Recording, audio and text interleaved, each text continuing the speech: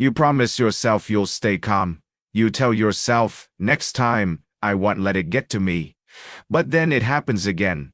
A comment, a delay, a failure, and suddenly your emotions take over.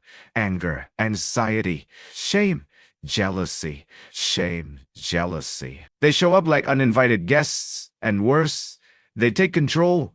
You know you shouldn't yell or overthink, but you do. And after, you ask yourself, why can't I stay in control? Here's the truth. You were never taught how. Marcus Aurelius was. He faced betrayal, stress, grief, and pressure beyond imagination.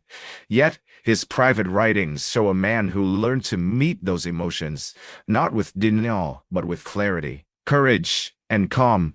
This video is your guide to that same strength. You'll discover 5 timeless, Stoic strategies Marcus used to master his emotions, and how you can apply them to build a life of peace, power, and inner freedom.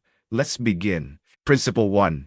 Name the emotion to neutralize its power. Marcus Aurelius wrote, "You must understand the nature of what you're dealing with."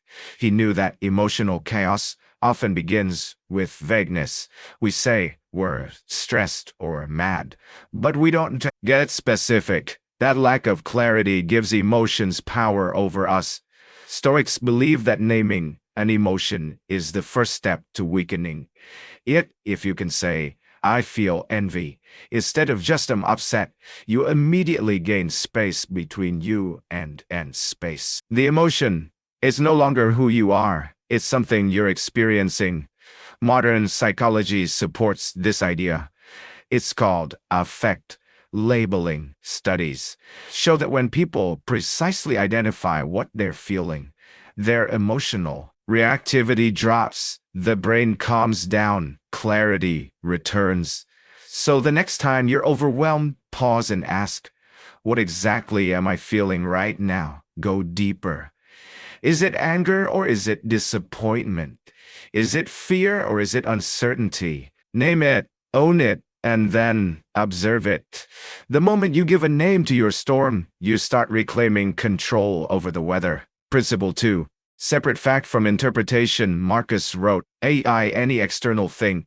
It is not this thing that disturbs you, but your judgment of it. This is one of the most liberating truths in Stoicism. Emotions are often not caused by events themselves, but by our thoughts about those events.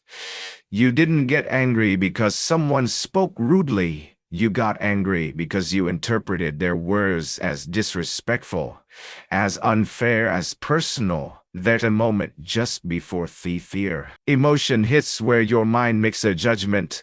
The Stoic practice is to pause there, to question, is what I'm thinking true? Or is it just my first reaction? Maybe that person wasn't attacking you. Maybe they were having a bad day. Maybe your fear is based on a future that hasn't happened yet. Train yourself to ask, what are the facts and what is my interpretation? In doing so, you create mental space. You begin to see emotions not as commands, but as suggestions, not as facts, but as feedback. And from that place, you don't suppress the emotion, you see through it. Principle 3. Accept emotion, but master response. Stoicism is often misunderstood as being emotionless, but Marcus Aurelius never taught that. He felt sorrow, but he grieved. He struggled, but he didn't let those feelings dictate his behavior. He wrote, you have power over your mind, not outside events. Realize this, and you will find strength. That includes the power to feel without acting recklessly. To be stoic is not to suppress emotion. It is to feel it fully and still. Choose your response. Anger might rise, but you don't lash out. Fear might whisper, but you still take the next step. Sadness might linger, but you continue to live with purpose. This is not easy. It requires practice, but each time you choose response over reaction, you become stronger. You build a muscle of composure, and that muscle carries you through the storms of life. When the emotion comes, acknowledge it when the most honorable, and then ask, what is the most honorable action I can take right now? Principle 4. Use reflection to transform emotion into wisdom. Marcus didn't just feel emotions, he studied them. Through daily journaling, he turned pain into insight. Reflection was his alchemy. He would ask himself, why did that bother me? Was my reaction appropriate? What lesson can I take from this? Reflection turns emotion from a threat into a teacher. Start your reflection practice. After a moment of anger or sadness, take a few minutes to write. Be honest. What triggered it? What was beneath it? What would Marcus have advised in that situation? You'll begin to see patterns. You'll notice old wounds. And over time, your emotional reactions will soften. Not because you've become numb, but because you've become wise. Emotions want your attention.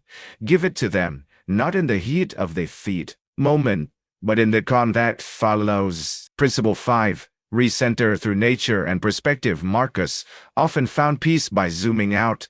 He wrote about the stars, the seasons, the rhythm of nature. Why? Because when you look at the vastness of the universe, your problem feels smaller. Your ego relaxes, your mind settles.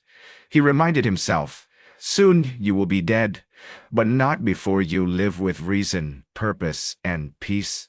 Perspective dissolves panic. Take time each day to step outside, look at the sky, touch the ground. Remember that you are part of something vast, eternal, and that today's emotion is a single drop in that ocean. Ask, will this matter in a week, a year, at the end of my life? In that shift, emotions lose their grip and clarity returns. Marcus Aurelius didn't eliminate emotions. He elevated his relationship with them. He didn't let anger lead. He questioned it. He didn't let fear stop him. He observed it. He didn't avoid sadness. He walked through it with courage. This is Stoicism, not coldness, but conscious clarity. You will feel, but you will not be ruled by feeling. Start today. Name your emotions. Question your interpretations.